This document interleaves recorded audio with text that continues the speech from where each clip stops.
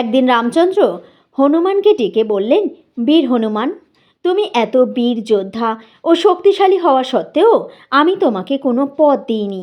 আমি চাই তোমাকেও একটি বড় পদ দিতে, কারণ রাজা সুগ্রীব শুধু তোমারই জন্য কিষ্কিন্ধার রাজ্য পেয়েছে, বিভীষণও শুধু তোমার জন্য লঙ্কার সিংহাসন পেয়েছে, আর আমিও তো একমাত্র তোমার সাহায্যেই অযোধ্যা রাজ্য ফিরে পেয়েছি, কিন্তু এখনো পর্যন্ত তুমি কোনো পদ লাভ করনি।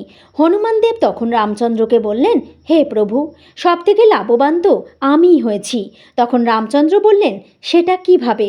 তখন হনুমান বললেন, প্রভু, রাজা সুগ্রীব কিষ্কিন্ধার রাজ্য পেয়েছে, বিভীষণও লঙ্কার সিংহাসন পেয়েছে, আর আপনি অযোধ্যা লাভ করেছেন। তারপর হনুমান রামচন্দ্রের পদতলে নিজের মাথা রেখে বললেন, প্রভু, যে আপনার এই চরণ দুখানি পেয়েছে তার কি আর কোনো পদের প্রয়োজন আছে, নাকি আর থাকবে? তখন রামচন্দ্র অতীব খুশি হয়ে হনুমানকে আলিঙ্গন করলেন।